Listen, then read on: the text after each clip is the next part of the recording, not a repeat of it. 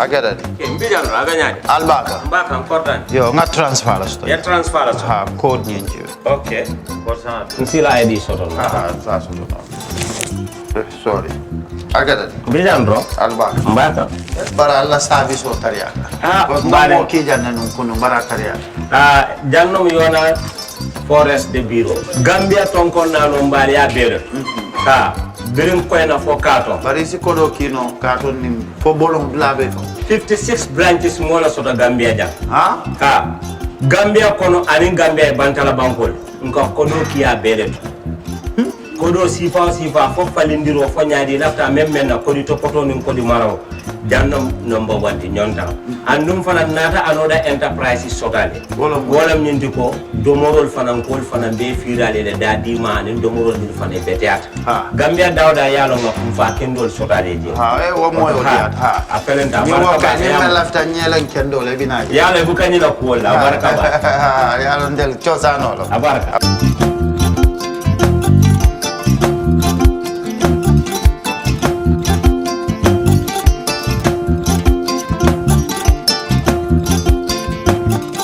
Gamcell data, now even better. Enjoy 20% extra data on all Gamcell data bundles. Buy 20 megabytes and get extra 4 megabytes. Buy 50 megabytes and get extra 10 megabytes. Buy 100 megabytes and get extra 20 megabytes. Any amount of Gamcell data bundle you buy, you will receive 20% extra data for free. Dial *302* data amount hash or go to your Yaiborom menu and choose your data bundle now. Gamcell data, it's fast, lasts longer and very reliable. Gamcell Yaiborom.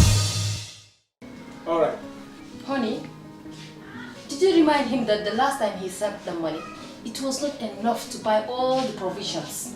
Oh, sorry, I forgot to tell him. Are you guys talking about money transfer to buy provisions? Yes. But Don't you know about Baluwo? Baluwo? What is Baluwo? Baluwo is a service that your son can use to send provisions directly to you guys from the shop. And you don't have to worry about the exchange rate. Tell me how Baluwo works. It's very simple. Just log on to baluwo.com and shop, or download the app on your phone. You can shop on the website or using the app to buy online basic products for your family and friends. With Baluwo, you decide what your money is spent on. Your money, your choice. Buy online products for your family and friends in the Gambia, Senegal, Nigeria or Mali. Baluwo, better than sending money. For the first time in the history of the Gambia, Gambia Printing Publishing Corporation proudly introduces the Biliomatic exercise book printing machine. The machine has the capacity to print more than 20,000 books per hour. Yes, 20,000 books per hour. It also prints magazines, newspapers, calendars, flyers, normal books and all kinds of printed documents plus items at affordable prices. With the Biliomatic printing machine, GPPC can now render high quality and non-size restricted printing service supply across the sub-region. Rush now and partner with GPPC for all your public and private printing service needs. Print with us today and you'd be offered highly professional, reliable and efficient service delivery by our team of experts. The Gambia Printing and Publishing Corporation is here to meet all demands and is reliable at all times. For more info, contact us on 437-4493 or 437-4402. GPPC is Gambian and it's yours.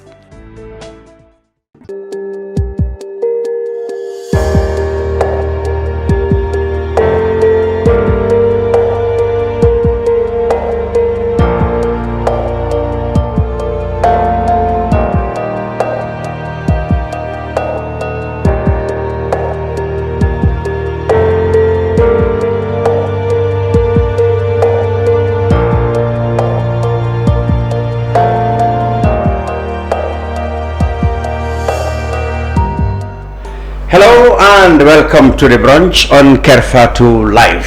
Our weekly current affairs program is back, and as promised last week, we will continue coverage of the Gambia Football Federation national elections slated for August the 27th.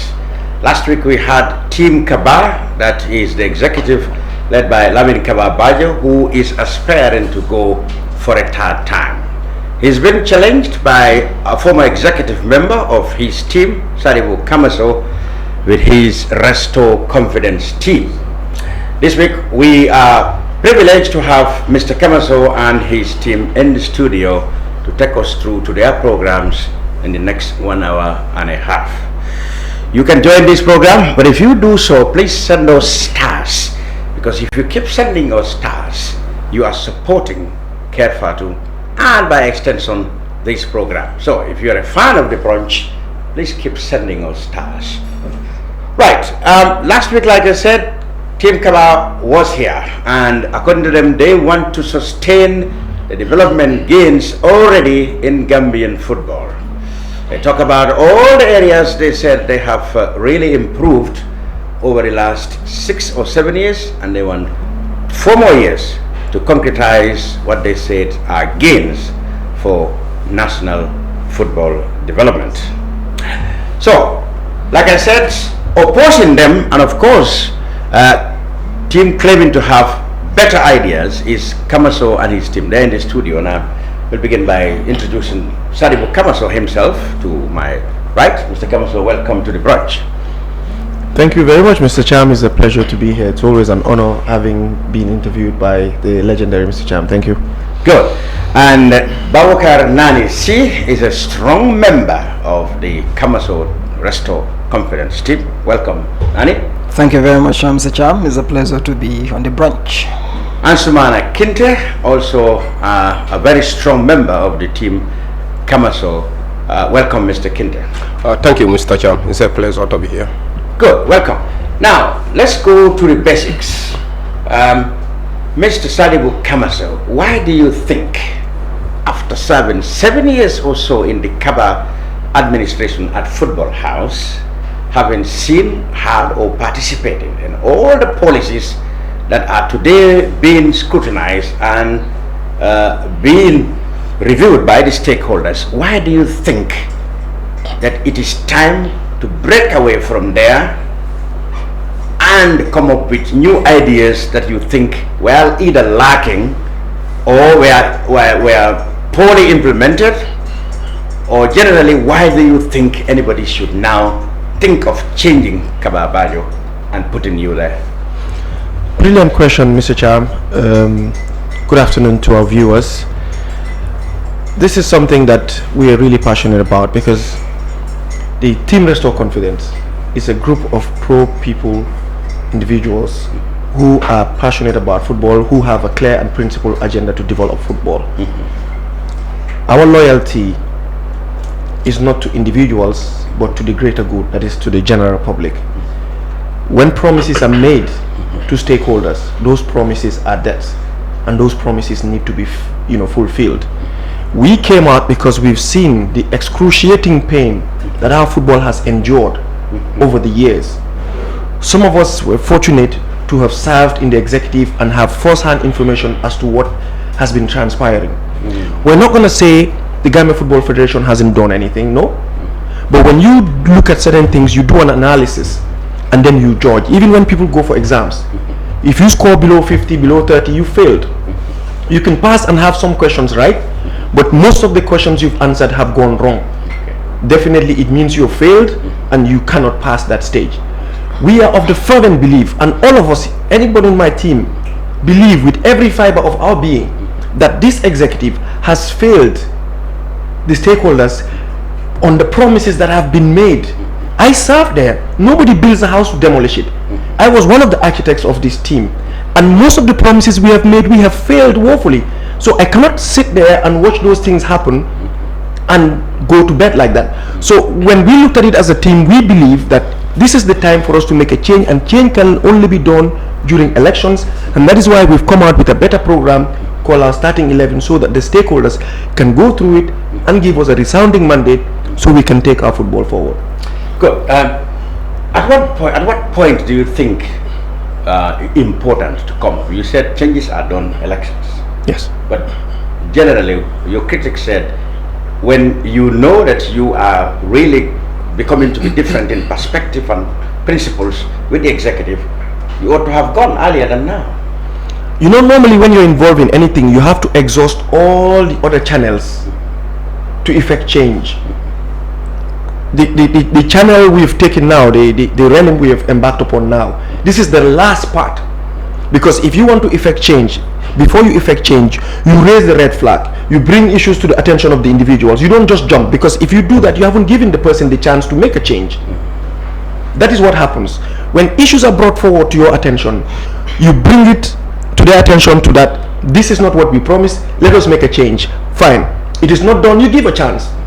In everything. So this is the last resort, and that is why we came at this point.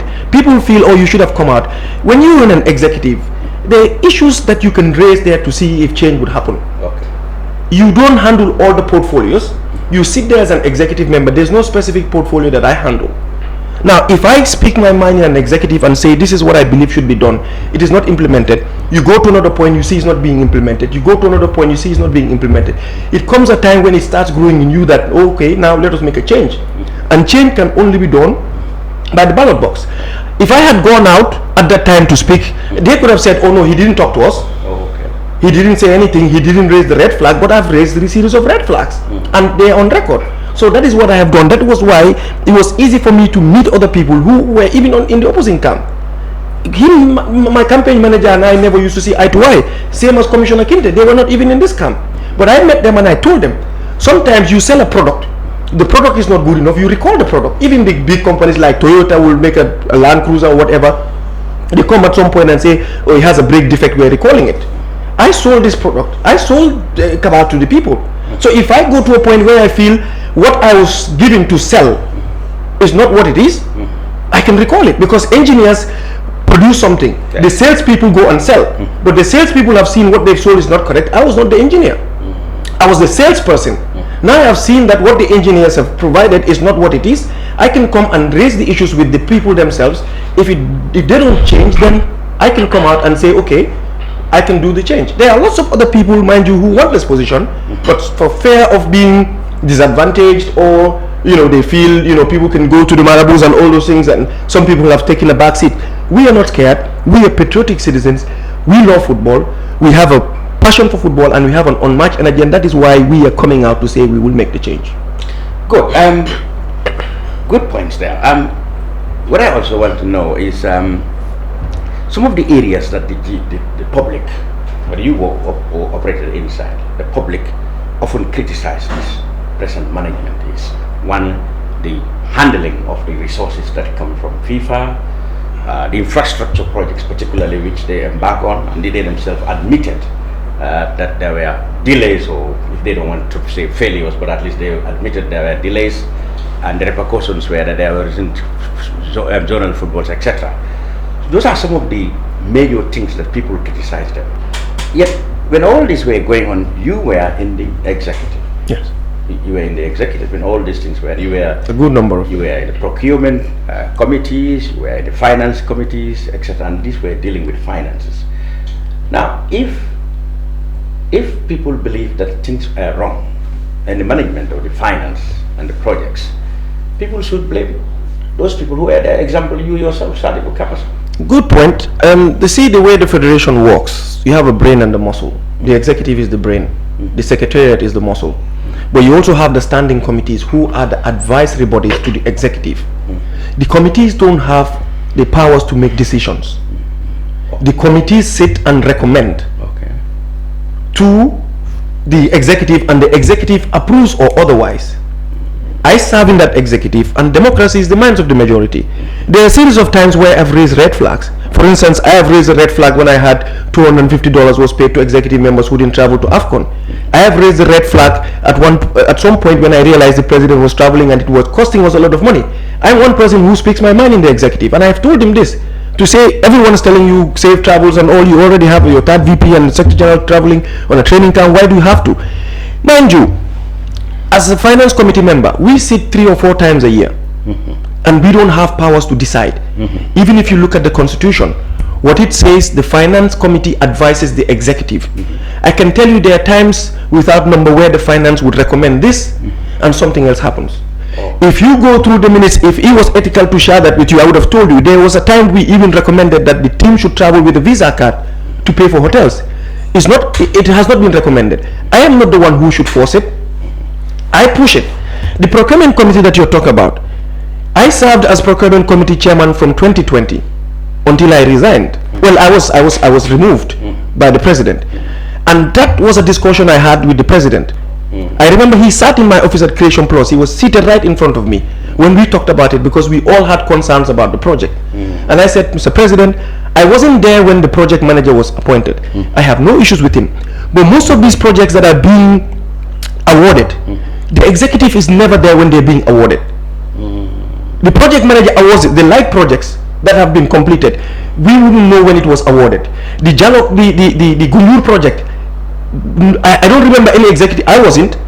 Most of these things, you just come and they say this project has been awarded. That is how it happens. The ones that I would remember was my committee when I served as chairman of the procurement committee. We sat over the appointment of consultants. That is GAP consultant, master plan, and Salabako. That was to rehabilitate the projects. That was when the president looked at it and decided he can set up 2 committees, the project and contracts committee and the procurement committee. He made me the chairman, Abdul Karim C as vice chairman, Sangdong the technical director, and Usman Drame. And how the procurement committee works, we feed off other committees that tell us this is what we want to procure. We write to the general secretary, can you advertise this in the newspapers with the specifications? When they advertise, he collects all the bids. We don't even see the tenders. The day they open the tenders is when all of us sit down. My committee members can attest to that. When we open them, we look at them, what we do, we invite them. GAP is here, they are a renowned and reputable company. We invited them, we looked at possibilities of them giving us discounts. There was one of the consultants that we negotiated from 3 million to about 1 million that I headed, and we saved the federation resources. When we recommend, we pass it on to the project and contracts committee through the general secretary. The only meeting my committee has with these suppliers is to negotiate discounts and find out whether what has been explained in their bids is what they're going to deliver. Then it is handed over to the project and contracts committee. The project and contracts committee will look at our minutes and the recommendations, then they will sign with the contractors. Okay. You understand? So if there was anything that we had done, they would have picked it up. And even when the supplies are done, whoever brings a sample, I will write to them to say, do not release samples until they deliver, and then you check to see if it conforms with what it is. That is how the procurement committee works. And I can tell you what we worked on. That was the 2 artificial turf. And in the advertisement, if you look at it, your newspaper capture had it. We said FIFA Quality Plus Pro. I still have it. So if it is delivered and it is not that quality, somebody else should have returned it. Not me, because procurement policies, the one who procures doesn't receive. Somebody else has to receive for checks and balances. There are some suppliers that would have even called me, I have deal. I said, don't call me. You deal with the general secretary, because he writes to you. I don't write to you. Even when we want to invite you to discuss with you, it's the general secretary who calls you. Mr. Cham, if I was doing things that were wrong, I wanted people to come and put them on the table. When we sat in the finance committee as well, there were times where people would request for certain allowances, and maybe the chairman recuses himself, and it comes to me and I'll say, no, I disagree to this. Then it will be overturned. I am not the one who has those powers. As a vice chairman of the finance committee, we recommend, and then the executive will approve of. I sat one time and one of the coaches called me and said, our payment, they said you are the one who's holding our payment. I said, I don't sign checks. How can I hold your payment? I said, we sat as a committee and we recommended that all of you should get your monies. I called the finance director and I asked, I said, somebody called me to say, you said we stopped the payment. He said, no, somebody came here and told me. I said, who stopped it? He said, the first vice president. I said, well, tell them, because we recommended. I don't have those powers. So if people start identifying me as an individual, I am the minority. I must have had supernatural powers. Then I would have put myself in as president.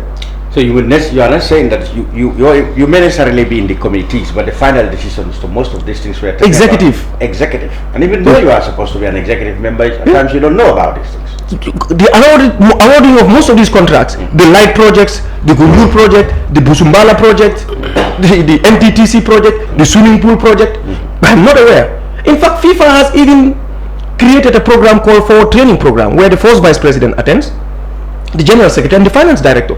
They score brilliant grades when they go there, but implementation is a problem because for people to understand Forward, there's a training program for it. I want to take our viewers back. Sometime in 2018, I think that was after the resignation of Sose Kole. Sose Kole was actually co-opted member or advisor. Yes. That he resigned. It was 2016. Yeah, allegedly because he said he was not really involved in the matters that he was supposed to be part of. You felt the same way. You came to me. You wanted to resign. You said, well, you are thinking of resigning. Yeah. But you never resigned. You went back alone. No, I resigned. I remember even after you called me, you wanted an interview. I said, oh yes, you resigned. I resigned. But you went back. Yes. What happened then? Why do you 2014 to 2016. So if you know things were wrong at the time, you felt you resigned and you went back. 2014 to 2016. Yeah. I was in the finance committee again. What we do, we make recommendations. I was part of the team from up initio.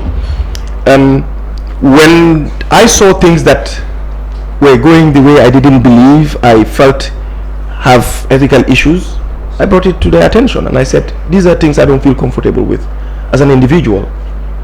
I don't feel comfortable with certain things, and they kept saying, oh no, we'll make the change, we just got in, we'll have to adjust. But it got to a point where I couldn't take it anymore. And I told the president I was going. I wrote a letter to say I was resigning. I wanted to publish. You said no, I should hold on. Exactly. You went back? Yes. No. They came for me. Ah, okay. 2018. And now including I said my club, Hawks Football Club, wanted me to be part of the team.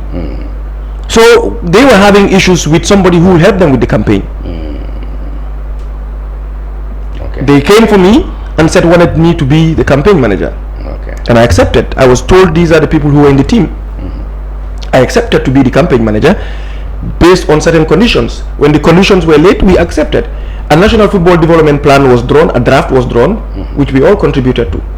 And I made this clear, there are a series of things that we had promised that didn't go out well. I resigned, but I didn't want to bring this whole thing into disrepute. I could have gone out and that's what people say. See, there are things that there is a time to speak about something.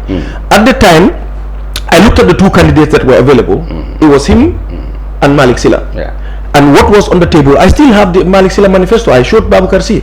I looked at their manifesto. I looked at Kaba's manifesto. There was no other candidates. It's either or. In elections, you cannot say I'm sitting on the fence because you have to exercise your civic right. I looked at it and I realized this was it. I had a discussion with the president. We have to ensure we do this the right way. And we were promised that there were mistakes and they will be rectified. And it is only human for people to give chance. I accepted that I'll be part of the team. But them knowing me, I made this clear, them knowing me, if things go wrong, I speak. President knows with all due respect to him, I am one person who will approach him and tell him this is something I do not believe in. But this is something that I would support if it's something that is going the right way. The amount of time, resources and energy I have put in that campaign, I don't think anybody else. Even when we were going up country, I used my personal vehicle. I was fueling my own vehicle, my own accommodation. So when you decided to resign at the time, I mean, the feeling was that you were not involved, or you disagreed with things. A lot of things, yes. I disagreed with a lot of things because not involved. But when you got involved, yes. You at that time, I was not in the executive, so I'm not privy to what is discussed at executive level. Okay. I also realized that some of the recommendations we make from finance is not approved at the executive level. So the finance committee was basically yes. Okay. All right. We'll come to this, especially matters dealing with Hawks and contemporary matters. Let's go to campaign manager Baboucar Nani. You have been tasked to brand this campaign. The difficulty is what we have just dealt with. People find very little difference between Kamaso and Kaba until now, and still question why didn't he come out earlier. They want to believe that it's a personal ambition that Mr. Kamaso has, not generally a divergence of views or policies. Actually, when he comes back, it was going to be basically a cosmetic change. Kaba out, Kamaso in. People who don't believe in both camps say they are the same, one and the same. In fact, they would have preferred somebody who is not Kamaso or Kaba to come from somewhere else. Well, thank you Why very do you much. think that's not the case? It's we're in a In the democratic first place, let society. me put a personal criticism to you. People said you were supposed to be a journalist. How do you balance journalism and campaign manager for a team, for one of the election factions in the election? Good question, and I think it's important that I'll make this clear again. I was asked this question in one of the interviews I had earlier. I'm not more practicing. Okay. That is one, and secondly, I'm a stakeholder. You sacrificed. You will not come back to journalism after 27 August. That I don't know, but I'm not practicing, and I have a new job that I need to serve for 36 months. So I'm not sure after that if I should come back to journalism. That's his job? No. I'm asking. After 36 months, then I'll pick up the new job that I have to serve for 36 months. Okay. And after that, I will see if I should come back to journalism or not. But for now, I'm a Gambian like any other Gambian, and I'm a stakeholder as well. Running a football. So if National Assembly members can ignore National Assembly duties and becomes campaign, you said it. No, I haven't been said. Good analysis there. It was good that you brought that up. I didn't say it, but we're in a democratic society, and people, are at liberty to say whatever they want to say. I have seen it, and from many places where people will say, they are 6 and 9, As he rightly mentioned earlier, him and I were not saying eye to eye in 2018. I remember when the then minister called us in his office, Hadrami Sidibou, trying to broker a peace deal. It was hot in those days. Sadibou was adamant in supporting Kaba. Exactly. Esajalo and I was very campaigning for Malik Silla. He was for Kaba. And when he came and so what do you have in common now? When he came and called me, he said, I wanted to see you. He drove and met me at QTV, and he was like, I want to stand. The first thing I was like, oh, stand what? He said, GFF president, you, why? And I was like, I was the lead singer, I would say, in Team Kaba in 2018. They gave me a document to go and sell to the public that we will do A, B, and C. And I've realized, 90% of what they've promised the stakeholders have not been achieved. And I was like, okay. It's only an honest person that will come out. Tell him and say, welcome to my club. It's only an honest person that will take the bold decision to say, I promised this, but we did not do it. We've seen many people who are there enjoying the pardons, the travels, and positions. And this is not about individual, thing. It's about the nation. And I told them I have no intentions of, wanting to be president or whatever. What I want is our football to work, and everybody enjoys it. We run football clubs. Both male and female, we know how hard it is to run, our various clubs. It's very difficult.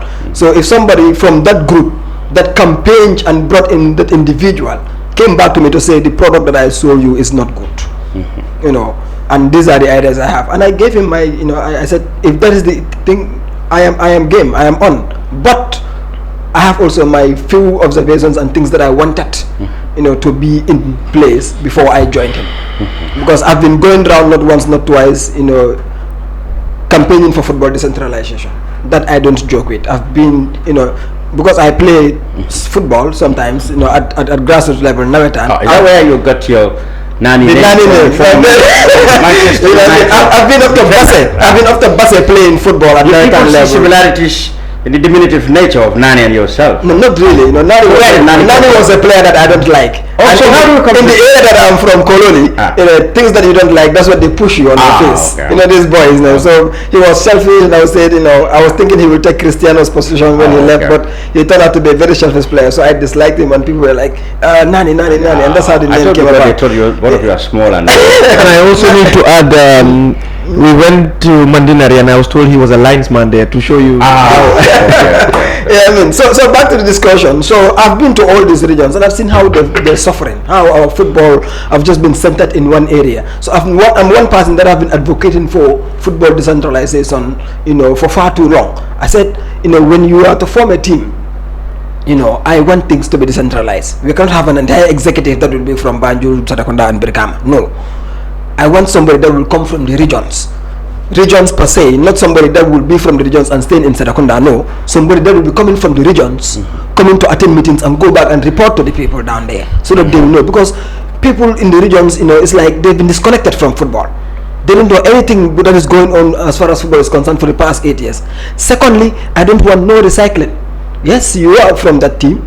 You came and realized the mistakes. You came and approached me. He is the number one recycled Yes. material from Apart from him, I don't want any other person to come. It will like the 6 and 9 that you're talking about now. That's exactly how it was going to look like. I said, for you, yes, you're coming out because you were there. Because changes can happen in 2 ways, internally or outside.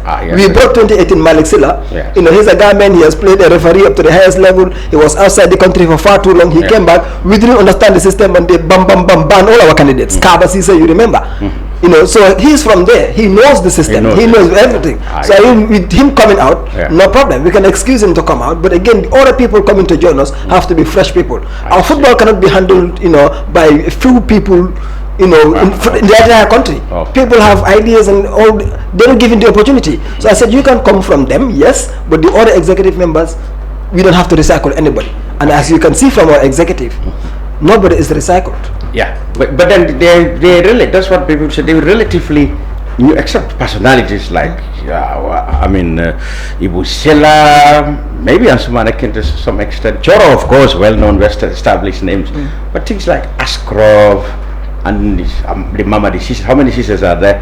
So people ask, where are these people from? Exactly. In 2014, when Kama was coming with his team, the same question was asked. Kama was very well known. Not in the sports domain. Exactly. And these people that you are naming here have been managing their clubs or regions for years. So stakeholders know them. No, stakeholders know them. You know. They've been in grassroots football, starting out, coming up. You know, but contrast the personalities in the Kaba camp, the how to call it, the Ibu Faiz, the Bakarin. They've been there for decades and decades. Where have they taken us? In fact, those are the names you hit. These are names that we already hear. Are you telling me out of 2 million people, those are the only people that can give us what we want as far as our football is concerned? No. To me, if you ask me, I would say they have run out of ideas now. You know, we do respect to them. They've done great, appreciative. Let them push aside. Why don't you believe that perhaps if they have another 4 years, they probably could have rectified these mistakes you spotting out, rather than condemning them to get out of office now? What you can't do in 8 years, how do you expect to give me the impressive that I can do it in 4 years? Do you expect Mr. Kamaso to correct this in 4 years? Mr. Kamaso have a team that is very dynamic. He waited for 8 years. He waited and presided over the rot for 8 years. No, not 8 years. Can he solve it in 4 years? Not 8 years. I think it was 6 years. It was 6 years. Committee member. Yeah, exactly. But let's say within the past 4 years, it was when he served as a captain member in the executive. You know what I mean? So what we are saying is, you know, we know. I think people have to credit Team Restore Confidence for bringing in the passion, the zeal, you know, the love for football across the country. Since this campaign began, everybody got involved. Good. Everybody got involved. It is obvious that in the court of public opinion, your campaign really attracted a lot of positive comments. And this has... But the problem is, most of the 2 million people who I must admit really admire your campaign and your comportment and your pronouncement are not voting on August the 27th. How realistically connected are you to the actual stakeholders? That's been the issue. Rightly said, you know, it is unfortunate that the fate of 2 million Gambians is in the hands of 77 voters. That's the issue. But I said credit should be given to Team Restore Confidence for bringing in the passion, the zeal, the love for football back. Everybody is involved and is interested in one way or the other. Our football elections have never been like this before. You have to agree with me on that. Yes. You are right. It's in the hands of 77 people. Yes. You know, but it was important. One of our objectives was to make sure people get to know where we are from, where we are, and where we should head to as a footballing nation. What does matter to the people who will not vote? That we have achieved. The interest. People lost interest. A typical example was when the NCC was formed to raise money for the AFCON, you know, in Cameroon. How much did they make? If government had not chipped in, we would have struggled to go to Cameroon. So you want to blame the reputation the GFF has? Anybody that you meet and talked about GFF, they'll be like, oh, really? They associate them with corruption. Yes. Okay. That you know, they associate GFF with corruption. So people really lost interest in the way and manner our football is handled. So we were able to stimulate interest back to the public. That is an achievement, and that was part of our objective. Secondly, as you rightly mentioned, the voters, how connected are we to them? Yes. We are very much connected. But the last, we are connected. In fact, I should have started with the nominations. Yes. It is that all the candidates have been nominated from from both camps. Yes. Wow. But the nomination showed, according to the Electoral Commission's list, that more of the stakeholders elected Kaba's camp than they did, even though it's only one nomination is required. It doesn't matter whether you have 100 nominations. What is important is a member of the GFF nominate you.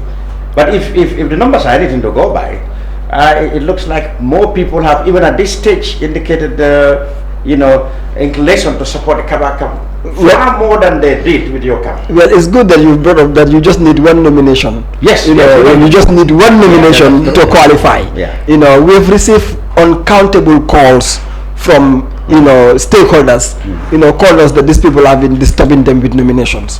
What they're trying to sell to the public is, they are more connected to the primary stakeholders than we are, and you can see how they were struggling, calling left, right, center, running to have 3, 4, 5 nominations for an individual.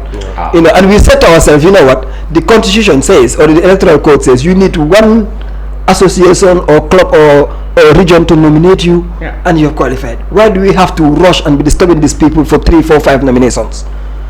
The nominations and elections are two different things. I also want to interject there. I'm a man that deals with figures. The idea was to outmuscle us from getting nominations. We had our nominations since when my grandma was going to nursery. We had our nominations ready. They were trying to get as many nominations as possible so we don't get any. If you look at their nominations, I did the analysis. They had 33. They said 48, isn't it? No, 33. Okay, together with yours, 48. The 33. Okay. They have 33. If you look at the numbers, we did the analysis. Out of the 77, you still have another 44 out there. We had stakeholders who were telling us they were being coerced. Hey, help us sign this thing. If you don't sign this thing, we don't want to go down that line because our nominations have passed through. We are aware of nomination forms that were sent that were not signed by general secretaries. And the nominations that are supposed to be sent are supposed to be signed by the president and the general secretary. In the case of Kabasise in 2018, the reason why he got banned, they said the secretary general did not sign it. Do you know how many nominations have gone there where you call an individual and the president is like, no? So we don't want to go down that line. What they wanted to do was to show their might, and they've done that. And that is where we will hit them. Is that not a true reflection of their level of their support? Not at all. I can promise you, because we've had stakeholders calling us to say, these people are disturbing us with nominations. There are some that even come through in the last minute. We have more nominations, but what I told them, we don't need to expose our might. We need one. I have 2 nominations. Not necessarily that you definitely don't. Why do you have to? What that doesn't mean. The voting, because my nominations, I had 2. One of them was submitted earlier. The one for Young Africans. Greater Tomorrow insisted their nomination must come through me, because Martin, a very honorable man, said no. This is a promise I had made. Even though Young Africa, I must send this nomination. That was why I even had 2. But Atto, for instance, I had 2. Waterside and GPA, but we thought, okay, let's just use these for our people and then just go in. That's what matters. Now we're in the battlefield. We're good. Pick where you stop it. Yeah, as I was saying, it was just to send a false signal to the general stakeholders that, you see, we have more nominations, and they have only 1 each and stuff. It's not about nominations. Nominations and elections are different. People have called us telling us how these people were disturbing them to sign these documents for them. We just said, you know what, go ahead.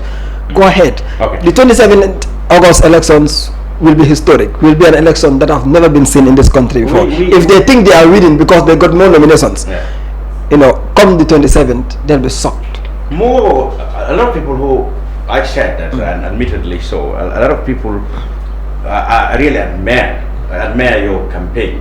I mean, the majority who are not, voters. But the Kaba campaign team said, this is so because they don't know the issues. The real stakeholders know the issues, and they appreciate the gains that have been made in Gambian football. Therefore, they are not making any noise. Let me help you out. They will go to the ballot box to show the people that we are the stakeholders. We are the guys who appreciate what Kama's team have done for football now than before. So they will go in and speak with their vote. Let me help you out here. If the primary stakeholders, I know they're not thinking in that line, but if they should do that, but they're not making noise. If they should not make. Come on. A typical example was the 2016 elections. With all the noise, many agreed that the silent voters made the difference. if they should, give their votes to Kaba, if they should give their votes to Kaba, that will be the biggest disappointment the entire population of this country will have. They are saying the real issues are not known. They are not hidden. They are not hidden. Everybody is seeing what is going on as far as our football is concerned. We have qualified to the African Cup of Nations, yes, thanks to the intervention of the government for the first time ever. You don't want to credit that to the GFF? No, it happened during their time. But I credit them. I'm not out of their plan. I'm giving them the credit. You won't give any credit. No, let me come here. I'm giving them the credit for registering the team. Registering all different teams, making sure that they register on time, went through the qualifiers, and everything. Yes, we cannot take that out of them from them. It was during their time. But also, I can also say they made this plan. This thing is happening 5-7 years ago. They said at this point we want to qualify through this and this and this. The qualification to the Africa Cup of Nations. It's the effort of all football-loving Gambians, in one way or the other, but then directly or indirectly. And the chunk of it came from the Gambia government. Under the direction of the GFF. The Gambia government, I cannot continue at this point. They only provided money. Only? You call that only? How much money? How much money? Programs were there. Mr. Cham, you see, what you say. They made this plan that at this stage, the nation must qualify for the Cup of Nations. And that's why I'm saying I can remember the statement. They said we focus on qualifying the team for AFCON. Yes. That was part of it. That's why what Nani is saying is right. You give them credit. It's during their tenure that they were there. But look at it from this point. Most of the players who are playing in the national team, none of them is local. Yes, that's true. All of them are international players. What has the federation done for each of these individual players? Not in terms of welfare support. They haven't done much. What the coach does, he looks at these players internationally and he selects them. Fine, we have to give the federation credit. A resident clause in his contract, so he can leave in the Gambia. I am not a party to.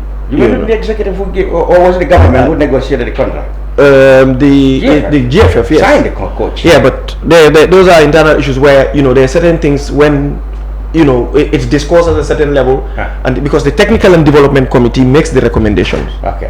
Okay. When they make the recommendations that comes to the executive, and we approve that So you approve that he can stay in Belgium and don't come work in the Gambia, because that's what they said. It has to deal with the payment, because I don't pay the coach, and it's the government that pays the coach. But the GFF gives the directions that they want him to do based on the advice of the technical and development committee. That's GFF.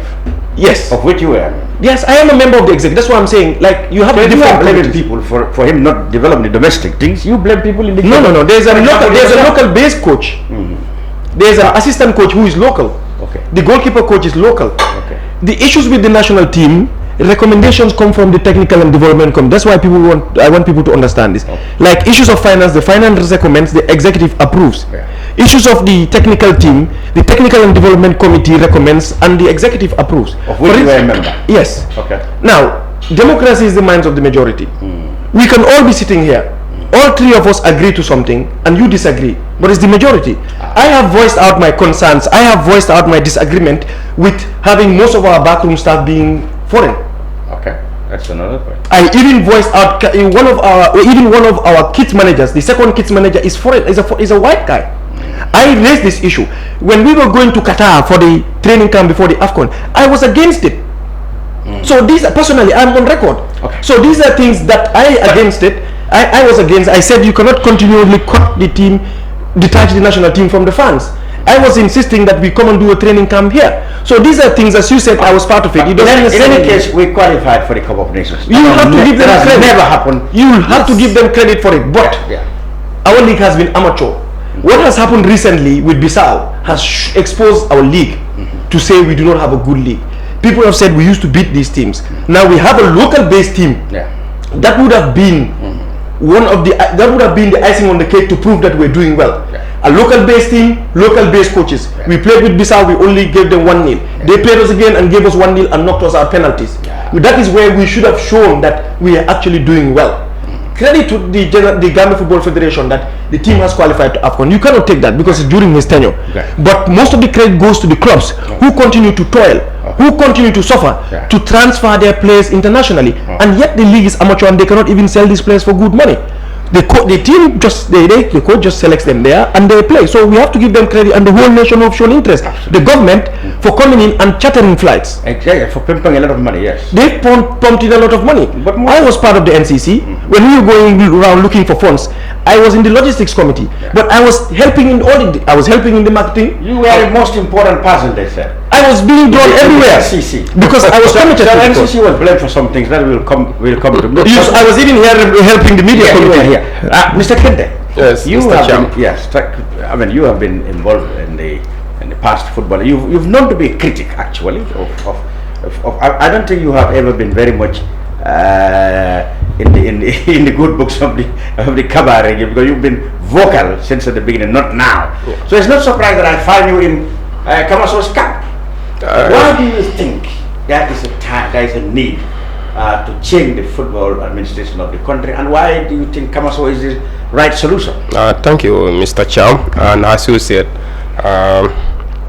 I have been a very strong critic, yes, ethically and professionally, against Kabas. I like that. Ethically and professionally. Yeah, because I don't hide my position. Okay. And I was voted in latter part of 2017 as chairman of Gambia Football Referees Association. In fact, I went unopposed. Yes. Yeah. So when I took over the mantle of leadership, I realized there's a lot to be done for referees, from their welfare, from the training, from pitches, lot to be done. And you will agree with me that it is Gambia Football Referees Association who has taken the name of Gambia first to the international scene. Under the GFF or no, before Kaba. Papa started officiating Africa Cup of Nations when it was co-hosted by Gabon and Equatorial Guinea. In 2012. 2012. Yeah, on the CD Kinteh. Exactly. But when you get to the mantle of being West Africa 3 times or so, yes, I was on the cover. We don't deny. Kaba found Papa already groomed and succeeded. But so many other referees also. Yeah, that's what I'm saying. The more the source, the Malik Silas, well, that's in the past. The Johns, that is in the past. Yeah. I agree. Yeah. But sometimes we have to ask ourselves, why only Papa? And when I took over, if I tell you the likes of Papa, we are going home every match, for instance, $250. Will you believe in me? At the time? At the time, under $6 US. That was before Kaba and others came. Come again? I said when I took over. Oh, that was when? 20... I took over almost end of 2017. Oh, I served for precisely almost 1 year, 4 months. $200?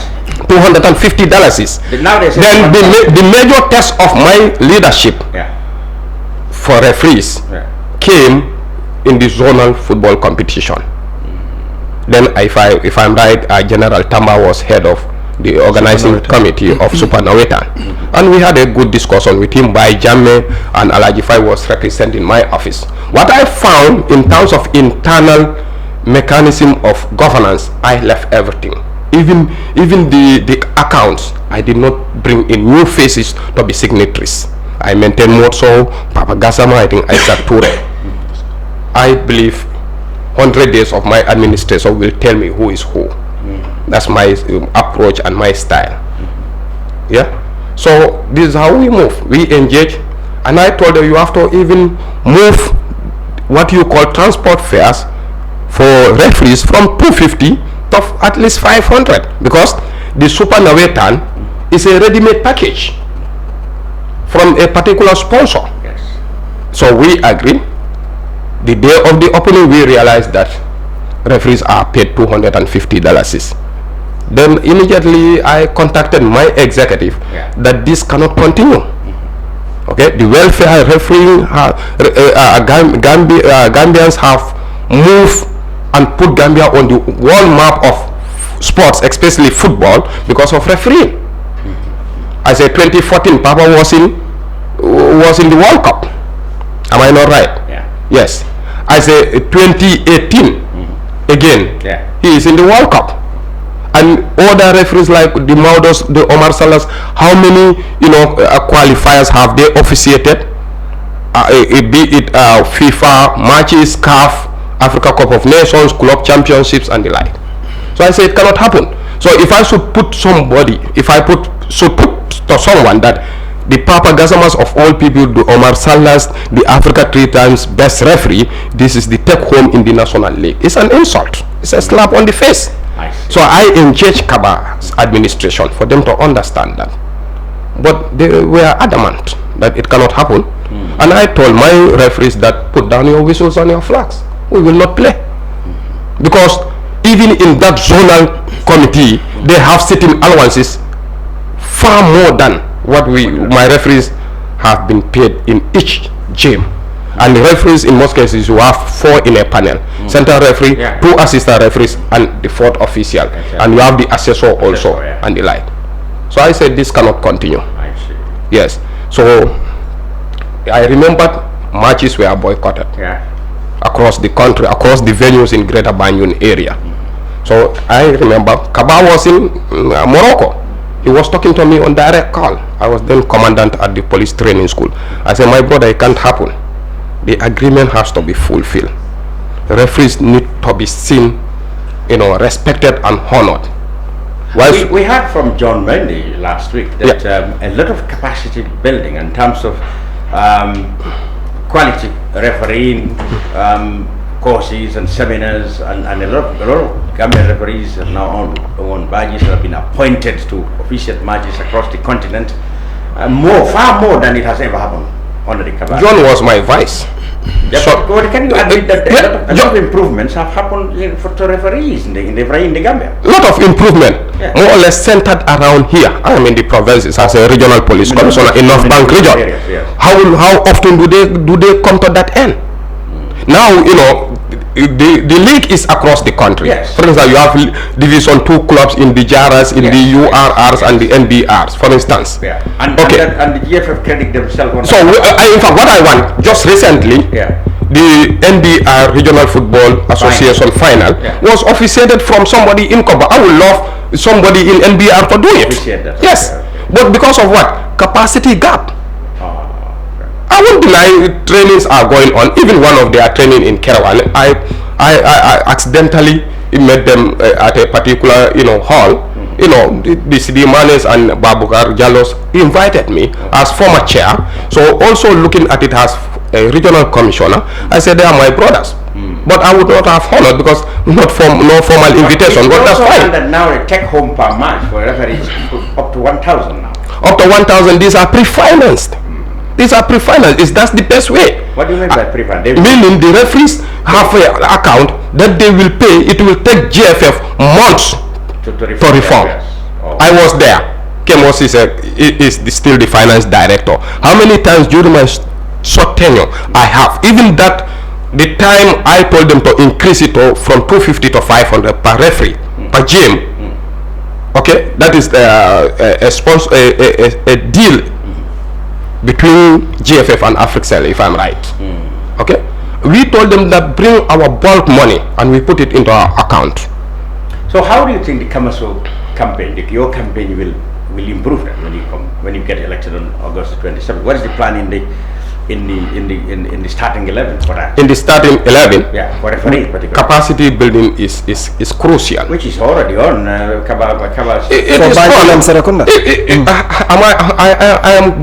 I am an officer, but I go on training, but different times. We have to try and have a standard across the country.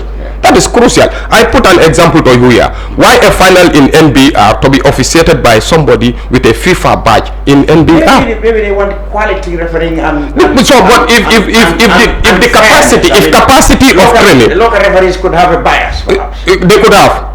So are you telling us that the training that is being given is not of standard? They won't remain neutral? I want to come in there. So I want to come in there. I won't agree. So if you're saying the local coaches could have a bias, local referees, so which means the referees here are biased.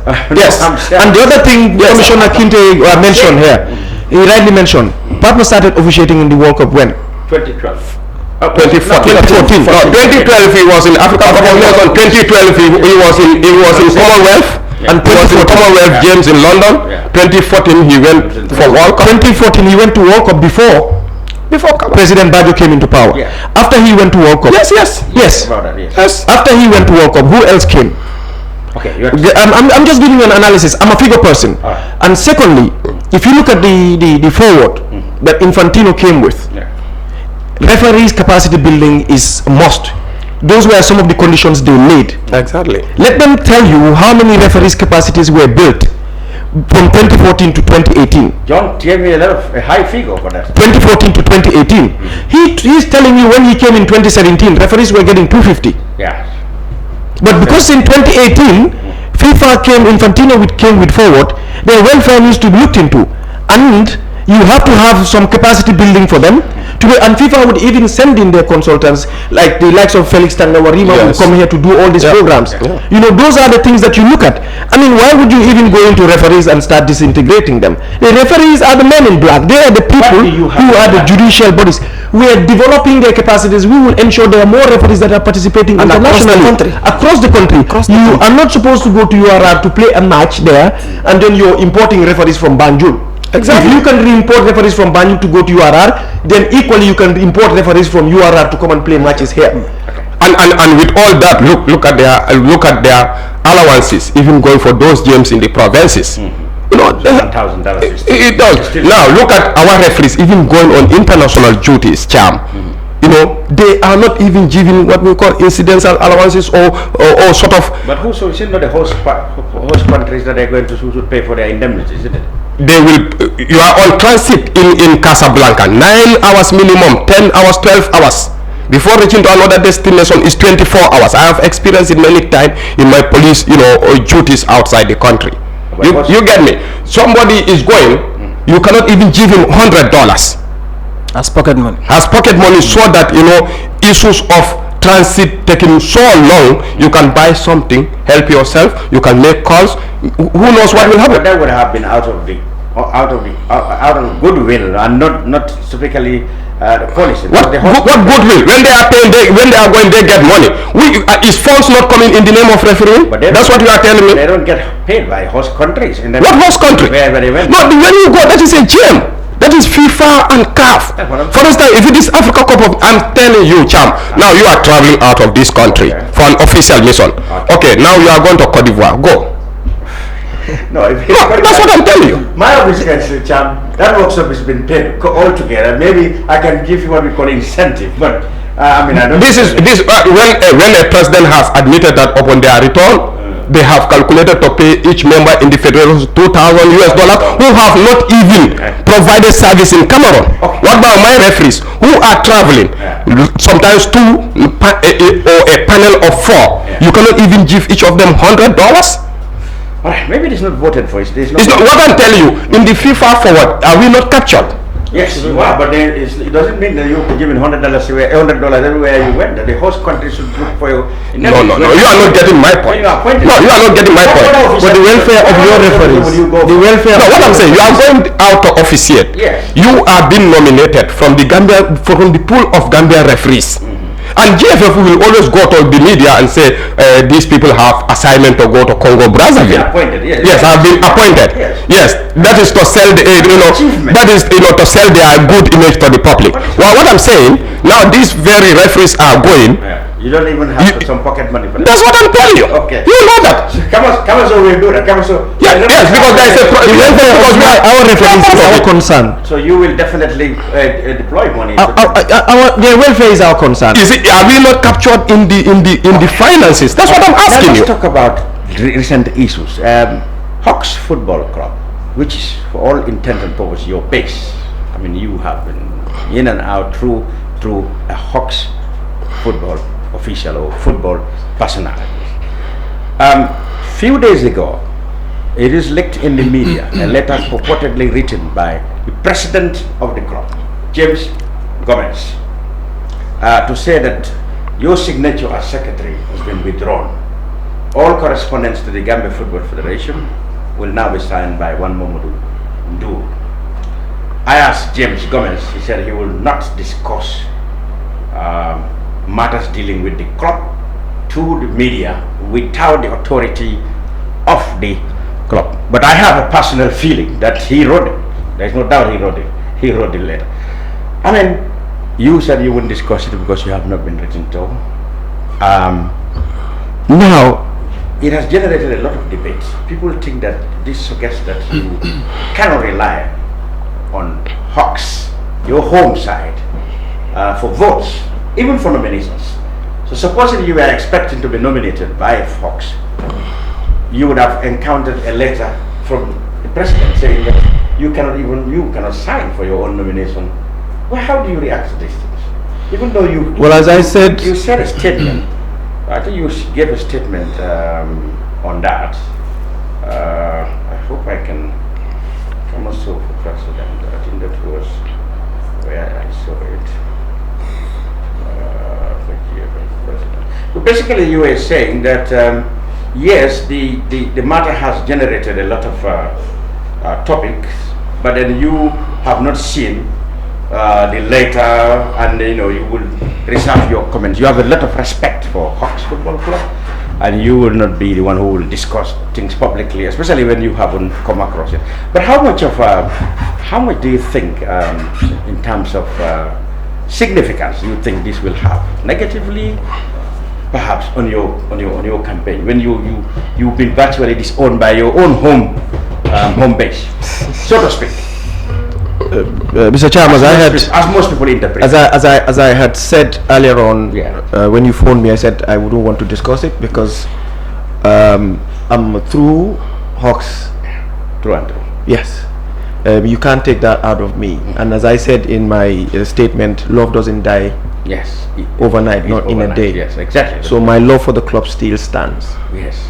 It's unfortunate a letter has come out. I haven't seen the letter. Yeah. And when you called me, I said out of respect for the club and for every member of Hawks executive, I do not want to discuss it. And up until now, I have not received any letter. You haven't received any? I haven't received any. Out of respect, I love that club, and I still love the club. So out of respect for the club and the personalities that are there, I wouldn't want to talk on that. But don't you believe that this...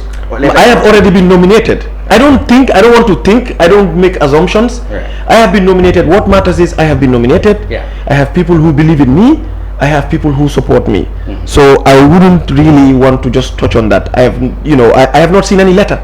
If the letter has gone to the federation, I have not been copied, it's okay. I am doing my job, and we have a cause, we have a battle that is coming again. On the 27th, and we have victory in our sights, and people are at liberty to go whatever direction. If you don't believe in the authenticity of the letter, do you believe that it could have? I am not even sure, because I was not even asking for Hawks nomination. So for me, it wasn't about any letter that I sign should be authentic or is not authentic. But no, as I said, I'm talking about Hawks' letter. That the letter did exist. I haven't seen it. I haven't seen it. He has not received. He has not received. I have not received any call from the president. From nobody. Who signed the letter? I haven't received any call. Who signed the letter? So I wouldn't, because this could generate to us going into personal. As I said, I have not received any call. I have not received any letter. I am not aware of any correspondence, and I am okay with that. Doesn't it signify or indicate some way or the other that somebody is in the Hawks Football Club who doesn't want you to run as president against Kerr? It could be.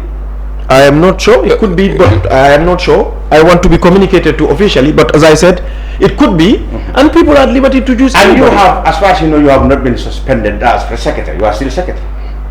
I am still general secretary. I don't have any communication to that. Well, unless, I mean, I was surprised when you phoned me. Yes. When you phoned me, I said I'm not aware. Right. I am still general secretary, and I have not received any letter, as I said. Yeah. So I am a very faithful person.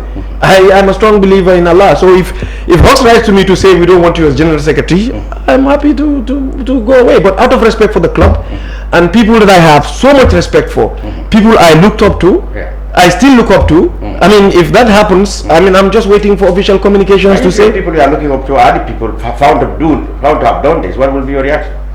I'll take it in good faith. As I said, I do not intend to comment, and I will not comment because I still have respect for the individuals in that executive. I wouldn't want to go on there. Yeah, I mean that is the realm they've embarked upon. If I get official communications to say you're no more General Secretary of Hawks, so be it. But let me tell you one thing. The team Restore Confidence is a formidable team. Some people were calling me and they were teasing me to say we were emotional the day of your unveiling. Yes. That was one of the reasons why I got emotional.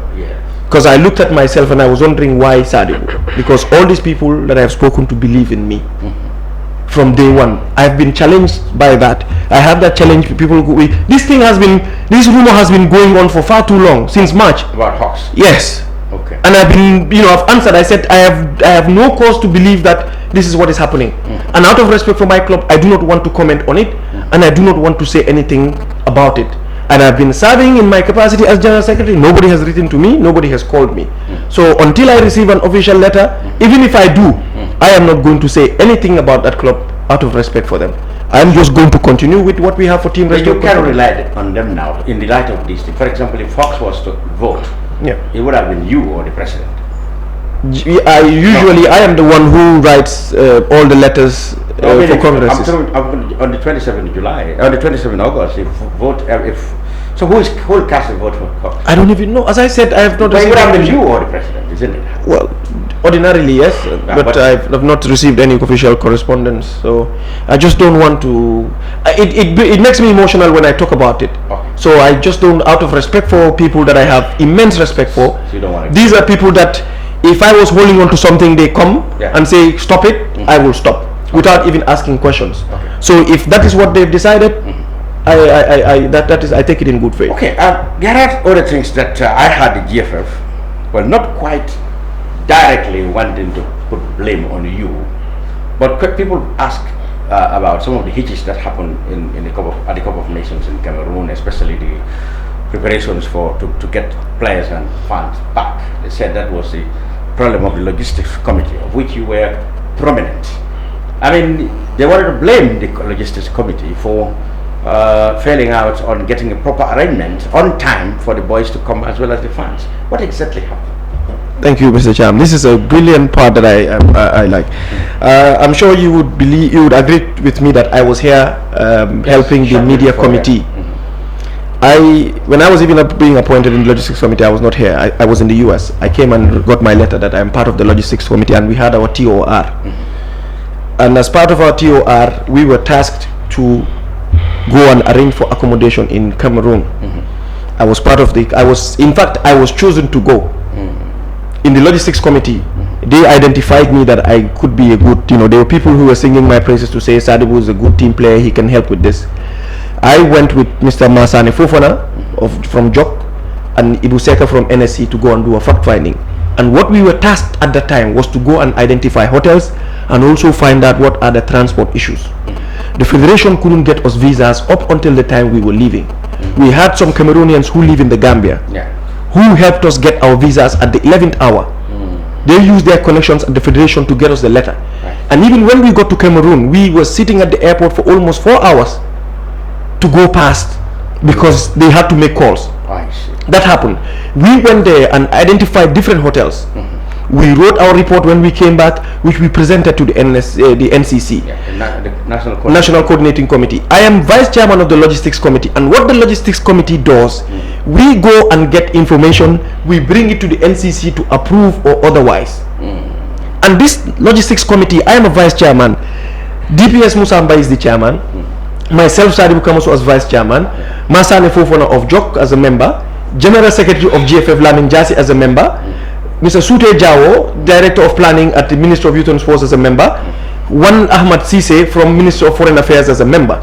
Okay, we are the members of this committee. I don't have any powers to decide anything to say this is what we are going to do. Whatever we decide comes there. You were the key, you were the mover and the shaker of everything. Then when things don't happen, I come and push it to say we have to do this. That is what happens. Now, when we came back from from Cameroon, we were given a number. They asked us to work on a number. We had the 300 people to take as fans and the national team. What the GFF told us at the time was CAF will take care of the national team.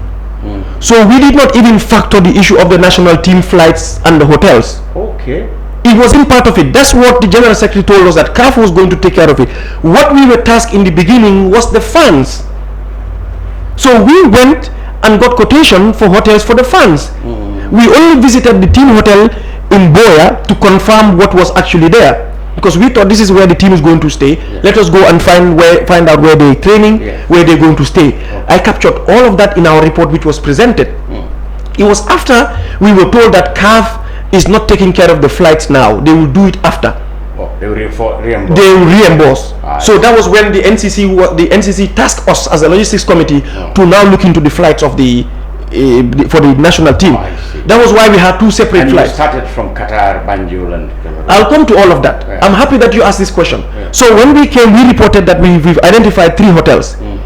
One for the VIP hotel and the 2 other ones. The initial number was 300, but when we came and realized that the funds that were coming in were trickling in bits, we were struggling to get funds. It was even the president of the GFF who suggested, which was good. He said, looking at the funds that are coming in, I suggest we cut the numbers. I have to give him credit for that. I suggest we cut the numbers from 300 to 150. Because the funds are not coming in. At the NCC, we all agreed that it will, from 300 it will be to 150. They asked the logistics committee to go back to the hotels we have contacted to say now reduce the numbers. I remember in that meeting I told the guys, this is going to be difficult for me. I want somebody else to handle this. And everybody in the logistics committee said, Sadibou, you are leading communications. You copy all of us in all correspondences. It's not like you're the one doing these things. It's the logistics committee that decides that you heard this and we are behind you.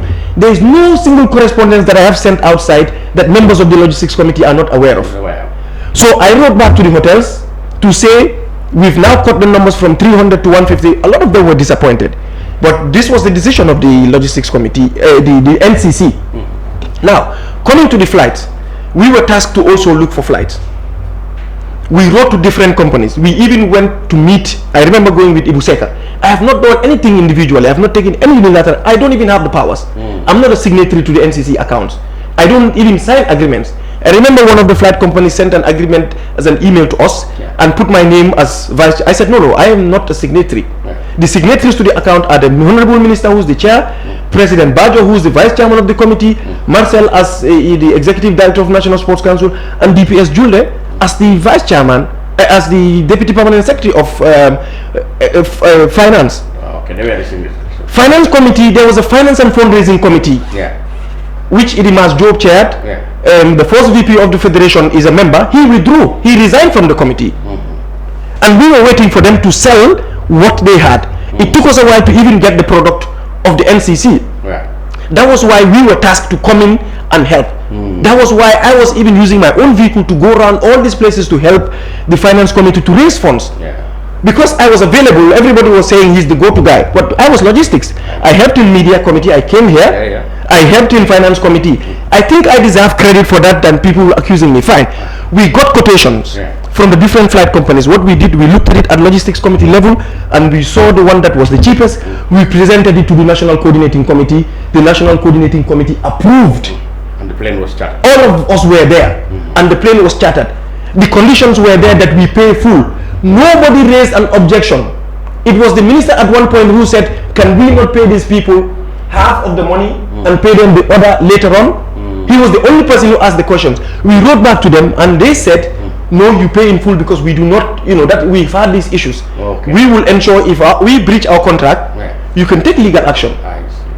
And when the document was sent for both the funds. So the plane was hired to transport the, 2 planes. Officials. Yes, 2 planes were hired. No, I'm talking about a company. The company is one. No, it's 2 different companies. Different companies. One of them was Jet. That was to transport the funds. From Banjul to Cameroon back. The quotation we took for the place, let me clear this, was one way. It was one way. We took a plane one way at the NCC because we were given the impression that CAF will take care of that. So we said we cannot take 2 ways not knowing where we are going to stop. If we go to AFCON and we get knocked out in the first round, maybe the players would want to go back to their different clubs.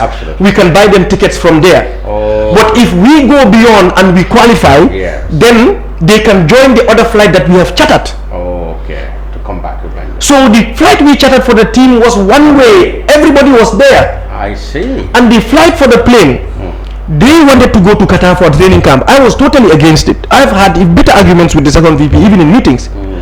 I said I wanted the team to train here. We had bitter arguments, but I mean, we argue and after we talk. That's the relationship we have. Yeah.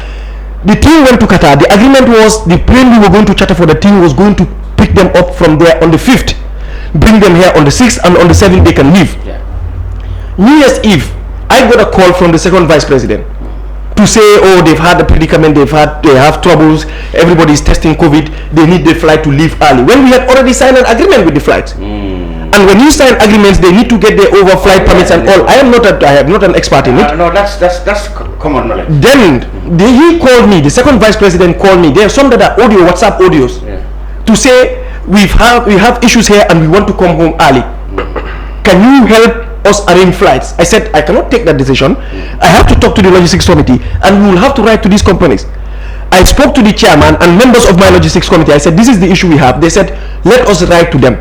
I don't just get up and make a decision. So that means to bring the flight forward. To bring the flight forward in an initial date. Yes, that is the people who are in Qatar on the training camp. In the first place, I was wondering why do we have to go to Qatar. Then I wrote to those people, copied all members of the logistics committee. What those people said, it was holiday period. They cannot release any flight at that time because it was New Year's Day after New Year's Eve, those days. So the man said, the best thing we could do for you was to arrange a flight for you to leave on the night of the 3rd. That is the early morning of the 4th. Right after midnight, the flight can leave. But now you have to sign another agreement. I have to give credit to the minister. That weekend, the holiday of the New Year's, I was driving back and forth using my own fuel to go to the minister's house to sign a separate agreement because flights don't get released until an agreement is signed. I went to the minister's house, knocked his house on a Sunday morning. Early morning, his wife gave me breakfast.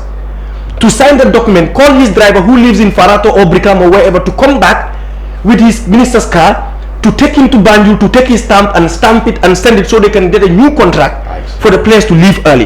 The players were calling me, Pamobijan was calling me, Omar Koli was calling me, we are stranded here. I didn't even know that some of them had tested positive. When I contacted these people to say the minister is signing a new agreement, they said what you can also work on is try and speak to your people so that your guys can leave Qatar. Let them use diplomatic channel to be able to leave early. Otherwise, your players cannot leave. Qatar is different from other countries. I spoke to them. So one of these guys said, I don't know you, but the relationship we have, there's a guy called Zach Sise who works here. He knows. He was a representative of one of the companies. I was stressing this guy. I said, can you talk to your people to help us? This guy spoke to his people to go and make a personal deposit. We had transferred the money into their account, but because of the holiday, the funds has not hit their accounts yet. They said they could release a flight. Zach and I spoke to his bosses to deposit their own $45,000 to release an aircraft earlier so the players can come. So all that happened. All that happened. When we managed to get that, the minister signed that document. Can you imagine when I went to him, he said, no, Sadibou, if that's the issue we're having, let us do everything in our powers. DPS Mbaye, Marcel Mendy, and they were all working for us to get this. Lamin just is aware of this because he's in the logistics committee. We got the flight for them. When I phoned them to say, now we have a flight for you on the 3rd, but it's not the VIP because it was a VIP flight we took for them. They cannot get that VIP flight anymore. There was another supplier who was there, who didn't win the bid, who was calling to make all, some statements to say this is what is happening.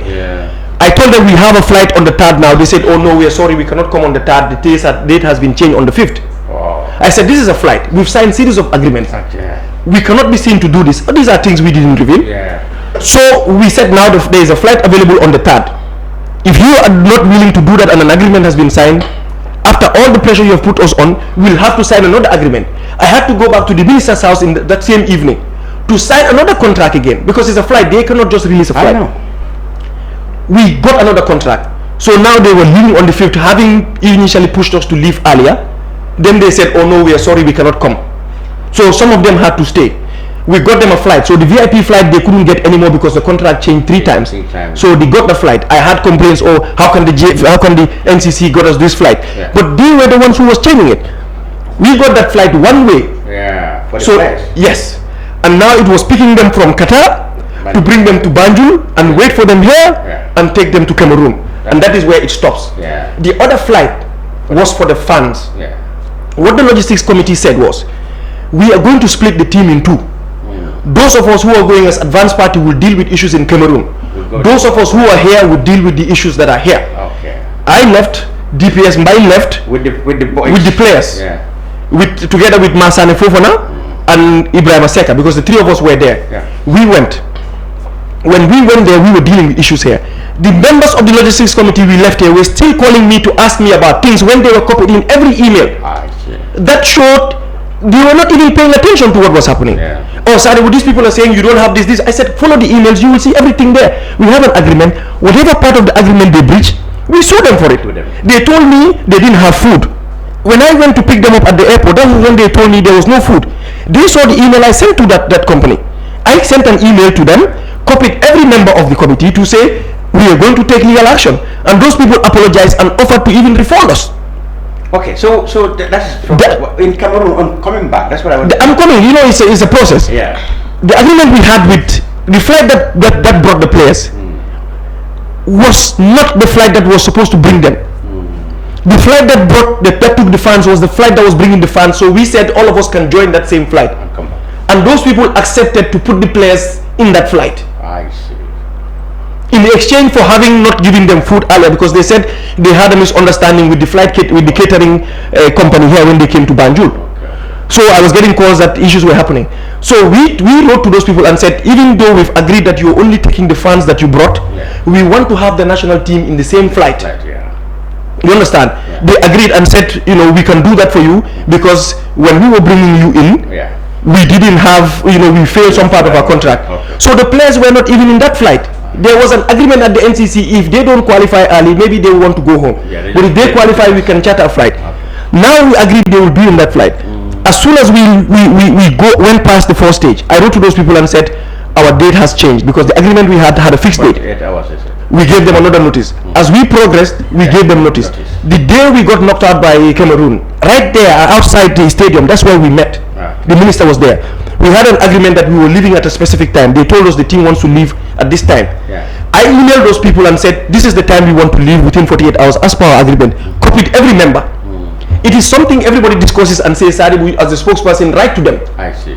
Not Sadibou unilaterally taking decisions to write to them. Okay. This is what we agreed upon, and I wrote to those people to say, this is the time we want to leave. I got another communication to say, no, it's better we leave in the early hours of the morning so we can arrive here around 11 or so. I wrote back to that company to say, this is the decision of the committee. They said, okay. As for the 48-hour rule, we waited. Those people will email us to say, this is the time the flight will be available. Every member of the logistics committee sees it. So if somebody tells you that I was giving false information, I was passing over information that was given to me. And it kept changing. They were changing it. Kept changing. But because within the 48 hours, they were still in line. At one point, they even emailed to say you can go to the airport at so and so time. Yes. And the people park up and they could. Even the minister said he said he wasn't leaving unless everybody. Exactly. So those were the issues. When we wrote to those people, we said, can you give us the flight details? So eventually that plane did not come. The plane did not arrive on time. Apparently, those people were even having issues to get the flight from there, because these are brokers. You don't deal with flight companies directly. It is flight brokers like the Bantabas that we had in the past. They don't own flights. They are brokers that go and arrange flights with other companies. So they said they will also fail and they will take legal action against them. So eventually the ministry or the NCC had to hire a different... The minister convened a meeting because he was concerned. Everybody was ready to go home. We were all eager to go home. So it was a simple case of a breach of contract on the side of the airline, not Sadibou as per se. People were saying, and we wrote to them to say we were taking action, and in fact, those people had written to the NCC to say they are ready to pay a certain amount, because Justice Kerr was coming there every day to hang around with us, and we informed him about this. The honorable minister said no, he wants to talk to the honorable minister of justice first to seek his opinion on that. But Justice Kerr can start this up. But we wrote to those people to say, you have a flight, you have a contract, it's offer an acceptance. They offered this, we accepted. They breached their contract. To say that I failed, the GFF, if I failed, why was another flight not chartered? The flight that was bringing the players was the flight that was meant for the fans. I see. It was meant for the fans, but we spoke to those people as a logistics committee to help bring all the players. So what happened to the contract? I understand there was a legal process that took place to get them refunded, the monies in Cameroon. What happened? I'm not the spokesperson of the NCC. I'm aware that a legal process, and those people have in fact contacted to say they are willing to compensate a certain amount. But I've heard the president of the GFF saying I was more prominent. Yes, I was prominent in Morocco, in Cameroon. Why? Yeah. Anybody that gets sick, everybody calls Sadibou. Anybody that wants to go and change money, they call. I didn't rest. You were the Mr. Fixer. And I was just doing it out of my love for my country. At least give me some credit. I mean, if I was the one who messed up the flight, I didn't go and purchase the flight or whatever. I was being assigned to do a task, write to them, and I write to them, copy everybody. If it's not there, we took legal action. So it was a simple case of the airline or breaching the contract. Breaching the contract. The players were even calling me, Sadibou, what is happening to the flight? I said, everybody's calling me as if I am the one who does this thing. I said, this is the information I get from these people. This is the information. Mr. Cham, we hired a whole hotel for the fans. The president was supposed to be in that hotel. He chose to go and stay with the team, and which was costing us extra money. We hired a whole hotel with rooms. Some people tested positive for COVID because the agreement was we were taking the whole hotel, so nobody goes there because CAF wanted to take the hotel. I know the amount of efforts I had put in that negotiation, and they were aware. In fact, it was the president of the GFF who signed that agreement to say no, let us try and secure the hotel before CAF takes it. So we got that hotel. If you don't give somebody credit for some of the works they have done, don't even the COVID. We were supposed to be paying $50 for COVID testing for every match. I negotiated together with my colleagues at Logistics Committee for us to be paying $10 per match. Give us credit, the Logistics Committee, and even at that, when we negotiate, we bring it to the NCC to approve or otherwise. The Logistics Committee has no powers to decide that this is what we're going to take. We were just communicating. But I have served in the Logistics Committee. I've served in fundraising. I was driving my car all over the country together with members to seek for donations. I came here as media. Give me some credit. You definitely deserve some credit. Well, it is natural. If something goes wrong, the face, the face of everybody that get to blame. Okay, but let's go around before we round up. Mr. C didn't have much to say, and we wanted to explore the starting 11. We want to talk about the areas of one, transparency and governance, because like I said, most people is soft. I mean, the most common criticism is the GFF is not transparent, or they sleep on millions. Some people don't have. Some people may have it. Those criticisms may not be constructive or even fair. What do you want to do in terms of transparency for everybody to know how the funds that come from FIFA, either to projects or direct operations of the GFF, are properly, accounted for? Thank you very much. I think when we talk about transparency, it doesn't just have to do with money, but the day-to-day dealings of the federation and its activities. As I said earlier, when you talk about GFF, people associate it with corruption, and perhaps that might not even be the case, but because they are not communicating to the people, that it's not Lamin Cham's Football Federation or Nani's Football Federation. It's called the Gambia Football Federation. It belongs to the public. From Banjul to Basai Katong to Korea. So talk to the people. Not only the money is coming from FIFA. Not long ago, we had of a groundbreaking signing agreement of to fund the league. How much is that? I don't know. They said Baluo is sponsoring the National League. How much is it? Not long ago, we had another groundbreaking 11 sports covering our league. 20% will come to the Gambia Football Federation. 20% of how much? How much will the federation have? How much will iAfrica TV have? How much will the clubs have? Even you don't know that as a public or stakeholder? As a stakeholder, I don't know. All we saw was a press conference, and they announced this groundbreaking. Not long ago, we were just from playing in chess. Was it not right to, after the game, to call a press conference to say this is the game we played in chess because our stadium is banned, this is the amount of money that we spent, we've made a loss or a gain in this and this, for people to know? So transparency, talk to the people. That that football house belongs to every Gambian. And what will Team Kamaso do about that? And that's why we are saying, first of all, we have to. That's where the name Team Restore Confidence came about. The confidence is lost. People, are no more interested. Have lost confidence in our football federation. Anytime we talked about Gambia Football Federation, it's they then corrupt. And maybe that might not be the case, but if you are keeping quiet, people are saying things. You are keeping quiet. The money is coming from FIFA from 2014 to 2018. We heard about the famous goal project, the football hotel. We've heard about some exorbitant amounts spent, 40 million for 40 rooms to be renovated, 1.5 million toilets, and they were keeping quiet, saying no. But tell us what happened. But until yesterday, I saw the president talking on TV. He was asked how much was spent. He was giving us figures that he wasn't even sure about. You are the president at the helm of affairs. Tell us. But Sadibou can tell you. No. We have a project manager. Listen, those figures were audited by FIFA, and they were satisfied to have. You and I are Gambians. We are not from FIFA. We are in the Gambia. You and I are in the Gambia. Will you believe that a toilet can be built for $1.3 million? If that is the case, FIFA, Sadibou will tell you, came and audits them, and we all know FIFA comes certified. We all know, Mr. Cham, we all know FIFA. We all know. No. You want to tell us 40 rooms for 40 million? 40 rooms for 40 million? No, Mr. Cham. Balance? Is something balance? I know where you are going to. No. Let's come down to our level. That is not something that. No. I think it's my turn. Yes, I think it's my turn. When you were in there, Sadibou. Yes. And those figures edited and audited and certified by professional accountants that are in agreement with FIFA. Yeah, FIFA does their audit, and the things I cannot reveal here. Okay. I know a lot of issues that FIFA would raise. Okay. FIFA, there's so many issues ethically. Yes, but there are more issues that are raised than they'll tell you, FIFA has audited and everything is is done. Okay. But these are financial matters and they internally. Okay. You've never gone to GFF AGM where the management letter has been published. No. Exactly. Yeah, you would be surprised. Okay. And management letters should be very much part of the audit. That is what we are going to do. Yeah. If they query even a voucher, we will bring it up. I see. But FIFA audit, I don't want to say yesterday there were queries that were not known. Oh yeah, there are so many queries. I mean, for instance, the COVID support. Yes, exactly. The COVID support, the budget that was captured, that was agreed upon by the stakeholders, because there was an extraordinary general assembly where it was discussed that this is how we're going to spend the money. This was the approved budget. I had the president yesterday saying we had other pressing issues, we took the money. But this is a budget. If you approve your budget to be spent this way, that would have been the same budget that would be sent to FIFA to say this is how we spent it. Okay. And a pickup was supposed to be procured.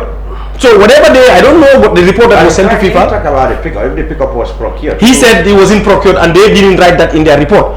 But what was approved at the extraordinary general assembly was what was to be sent to FIFA. Did you actually stole minutes of your meetings and discuss them? I would never do that. I was doing a documentary when I was still practicing. Yeah. I even interviewed you on that documentary, the GFF and the missing millions on infrastructure. I followed Sadibou for more than 2 months to provide me with certain details to complete this documentary. I followed him to help me because I followed the project manager, the GFF president. It was only the second vice president, Ibufai, who came out plain to tell me that the projects are a total failure. They were over ambitious, and that's why they went on to demolish all these parks, thinking the money will arrive on time to fix these parks. And 3 years we cannot play now at all. Mr. Cham. But there were certain figures I was trying to follow, which were not forthcoming. The first vice president was giving me excuse upon excuses.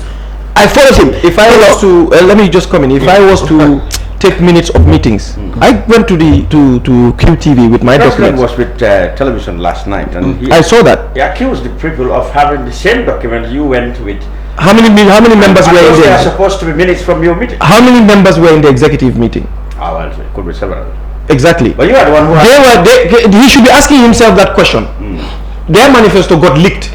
But you were the one who most have a motive of stealing it, and because you were. I was not in their meeting when they were revealing when they were talking about. Somebody stole it from them, give it to you. Somebody stole it, so maybe that same person must have revealed. You have to prove something. Let me say. But he's the one who had a motive to steal them. No, let me tell you. Because he want to contest. We want to contest, but we want to contest. Meetings they've had.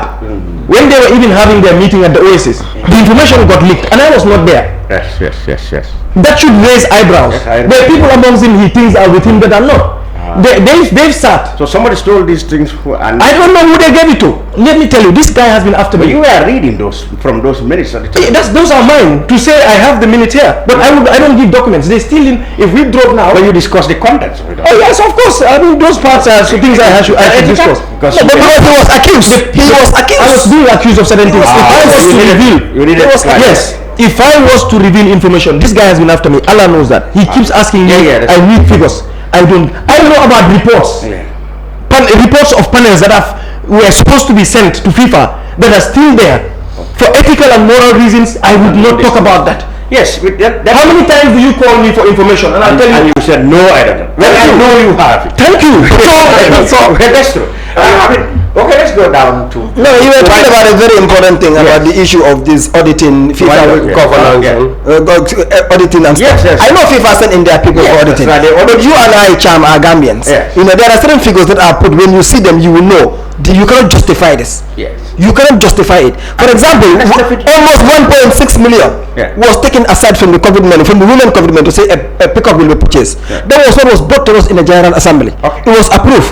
And now we had the president sitting yesterday on television saying no, the pickup was not purchased. It was diverted to other women football activities. Is that okay? The pickup was telling us that the football hotel was purchased. The same people will come and say, oh, they are now driving luxury vehicles. But it was not. That is his defense. That is a defense. It was something that was approved as an extraordinary. That is unthinkable. Let's conclude on this. The goal project, the football hotel, was not audited from 2018, and you sat on the national television telling us that even the Gambia at some point was not audited for 10 years.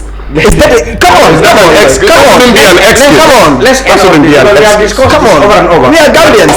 We know. Keep popping up all the time in Facebook discourses. That is Sadibou, when you were head of a advance party to Angola, money got lost. You said you have started paying that money, and in fact there was a committee which reviewed and found you definitely to not have deliberately lost the money or perhaps spend the money on your own thing, and you started paying it, and at some point they said you stopped paying. We know genuinely it was an incident.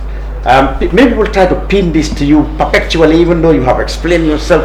They thought it's a confidence, it's a crash confidence. I mean, it's a problem, a question of confidence in you.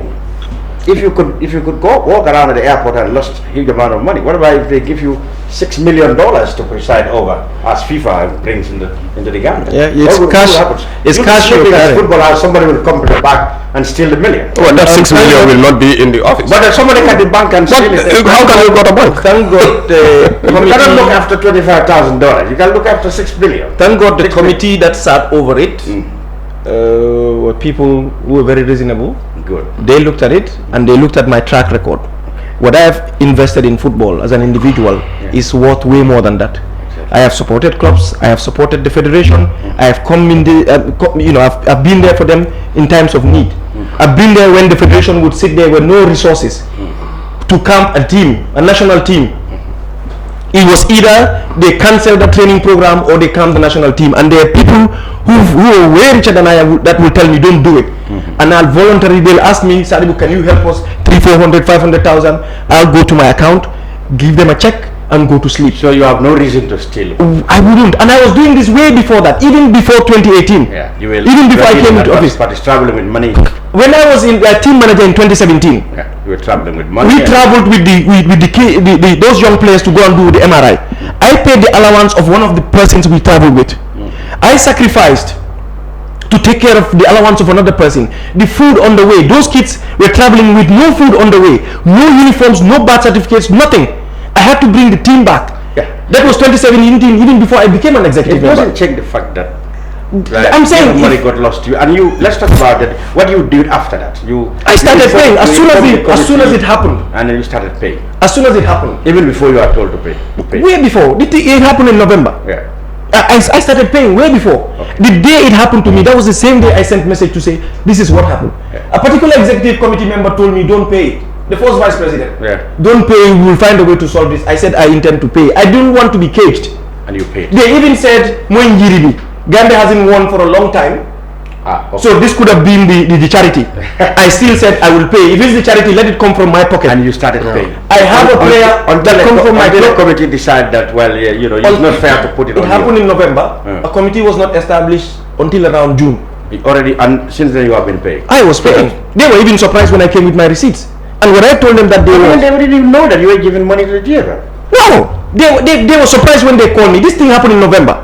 December, end of January, around February was when the president called me in his room, in his office, together with the first vice president, not everybody, to say, try and write a letter and backdate it to say you're paying this. I said, I'm not backdating the letter. I've been paying. I've been paying. And he said, you really? I said, yes. He said, "Oh, I'm surprised." You remember we had a program here. Yeah, we talked about this, but I can repeat it because I know what I'm saying. Yeah.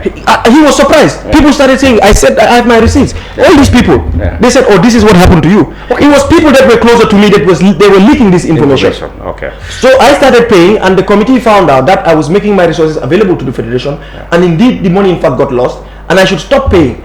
But the report came out in October. I wasn't told about this report until the following year when I was continuing to pay. I was still paying. Okay, good point. Now, finally, I mean, people thought you and Kaba were very close in the executive. He trusted you a lot. In fact, some people were saying that he probably might be working on some succession plan. Given the fact you admitted yourself that you were taking prominent place in the NCC, thanks to your competence, perhaps, and maybe perhaps the trust and the reliance that Kaba did on you. You stood out in the NCC, maybe because the recognition and respect Kaba has for you to represent the GFF in all these important functions. And some people, if he was anointing you, be a possible successor. I'm a team player. So listen, but you were definitely Kaba's favorite chap. I like that. So it's the same. That's what you're saying. Well, if that was his favorite chap by now, he would have allowed me to take. Maybe this could be a premature personal ambition. A premature personal ambition that you want to pursue to break away and challenge him. This could be that could be the reason you probably think that everything has now gone to your head. You said, I'm big enough now to fend for myself. No, Mr. Cham. In 2018, when I was appointed campaign manager, that was where I would have negotiated to say it's either I become a part of the team or I wouldn't go campaigning, because at that time all of them were scared to go out to the media. All of them. I was going to every media. None of them. They never bothered to go to any media. Even the day we came out from West Coast Radio and we were told we were banned by the National Sports Council, you could see some of their faces dropping. Okay. I'm telling you, so to say I am someone's favorite chap, every organization that I am a part of, I am a team player. I give it my best shot. All right. I am nobody's chap. Now, on the 27th of August, you are hoping to be not just a team player, but team leader. That's why this team is not called Team Kamaso. We call it Team Restore Confidence. Okay. Yes. Thank you very much. You didn't even talk about our starting 11. Well, we talk about our starting 11. We have for Gambian football. This or you want to be on the bench. This alone is 3 to 4 hours, and we are just beginning the campaign. So we'll come back here. No problem. No problem. Then you can even talk the topic you want to focus. But this one is general because there have been things that happen. The Hawks issue, the issues about it. But I want to thank you very much, Sadibou Kamaso, the head of the Team Restore Confidence challenging Team Kaba for 27th August National GFF elections. Baboucar Nani C, journalist turned politician, if you like to take it over. Stakeholder. Taking a sabbatical from journalism to something else. Thank you very much for being here. And Ansumana Kinteh, a retired referee and a member of the Team Restore Confidence. Thank you very much for sharing your thoughts with us. We certainly will get them back in the run-up to the elections on August the 27th. Let's meet on the 13th. And it's not late to send stars to us. If you have been sending stars to us, continue, because when you send stars, you are supporting us. You never know, in a big way. So always keep sending stars when you watch programs on Fatou Live. This is Lamin Cham. I'll be back next week, inshallah. Goodbye for now.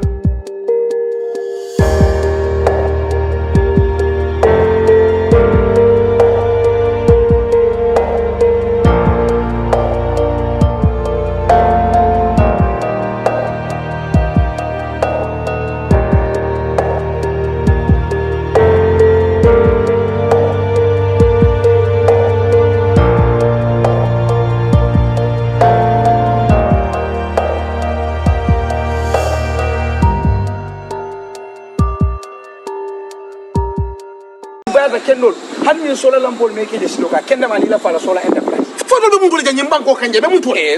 Sumanu baro unjurunko. Ikonga fale ko namu badabanda. Bila sola la. Eni Gambia bino Gambia sola enter. na solar enterprise. Solar ni battery kendo courant ode dasala kaboro sinenamo kagise na odila Gambia solar center na solar enterprise. Jaliwo solar kende soto jali man fofena o solar kende soto.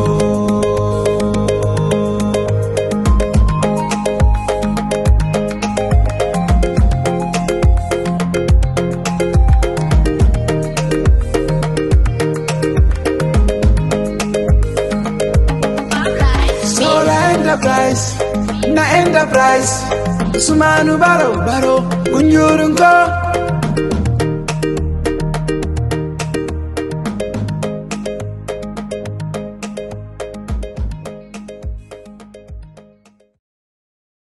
We live in a day and age where technology is creating a world without borders, filled with unlimited potential to improve the lives of the people around us. Innovarex Global Health ushers in a new way of leveling the playing field with increased access to quality healthcare services delivered at your doorstep. Our qualified professionals are equipped with state-of-the-art point-of-care testing technology to conduct tests such as kidney function, liver function, electrolyte tests, body composition, hemoglobin, A1C, and many more services with the highest efficiency in delivering results. The addition to our flagship Wellness on Wheels, more fondly known as WOW Delivery Service, brings the entire clinical experience full circle. IGH has remained committed to creating the future of healthcare delivery. Gone are the days of sending loved ones outside the country for basic medical services. Innovarex Global Health offers a new peace of mind and takes pride in delivering the quality of care we all deserve. Islamic microfinance is becoming an increasingly popular mechanism for poverty alleviation, especially for developing countries around the world. This microfinance service adheres to the principles of Islam as a form of social responsibility. Yona Islamic Microfinance is the Islamic microfinance of choice in the Gambia, trustworthy and reliable. At Yona Islamic Microfinance, we provide savings products, current accounts, financing products in conformity with Islam. In addition, Yona Islamic Microfinance also offers local and international remittances, Takaful Fund, management of Zakat, management of Awqaf, trading and investment, and building of strategic partnerships to bring financial services to the doorstep of the poor with donor projects, madrasas, youth organizations, women groups, and farmer organizations. Make a choice with Yona Islamic Microfinance today. For more information on Yona Islamic Microfinance, call 377-2151 or 9832-151 or visit Yona head office at Tipa Garage, Bakote, or visit any Yona branch located countrywide near you.